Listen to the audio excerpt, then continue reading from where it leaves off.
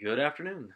My name is Nicholas Adams, and today I'd like to discuss an article titled Kennedy, A Study in Crisis Decision Making.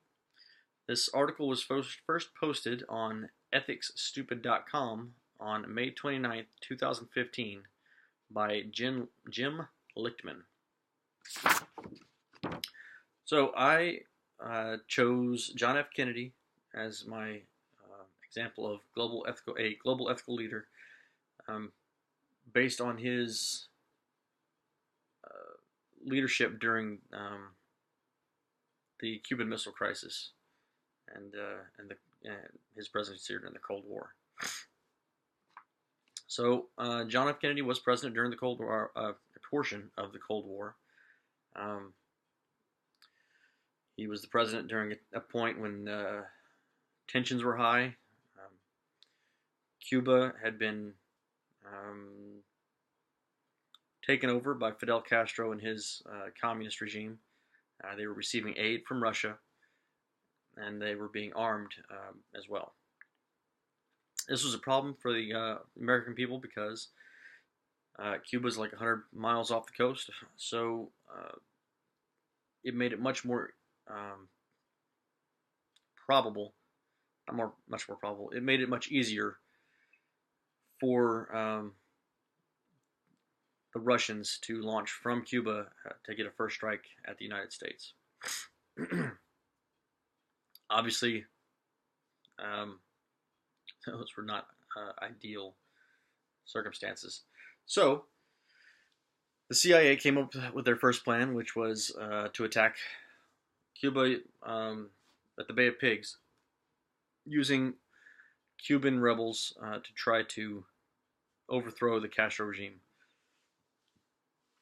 The Bay of Pigs was a huge disaster, and the Joint Chiefs of Staff, along with the CIA, wanted President Kennedy to back up the Cuban rebels with U.S. military forces. President Kennedy didn't want to do that. He felt that sending in the United States military would exacerbate an already tense situation, so he opted to not do that, to not send in the military. This caused a lot of tension between him and his cabinet, particularly the CIA and the Joint Chiefs of Staff, who felt that President Kennedy showed great weakness in not using the full might of the United States military to overthrow Castro. What they didn't, I'm not sure they didn't realize, they just didn't care. What they saw is the United States at that point still had the superior force, the superior numbers, militarily, superior numbers of nuclear weapons, and they felt that the United States should strike while they were in a position of superiority.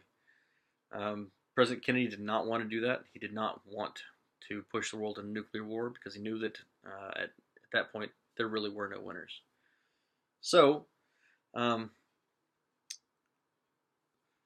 intelligence indicated that the Russians were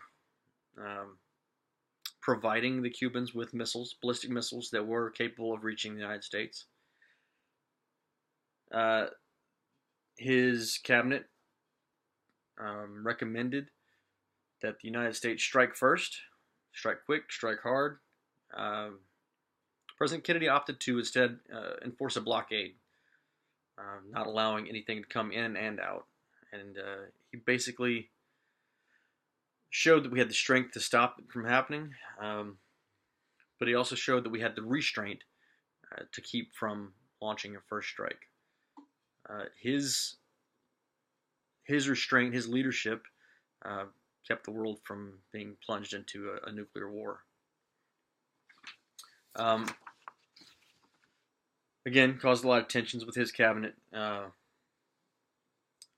but I believe the 40-year, I believe he says the 40-year anniversary of the Cuban Missile Crisis.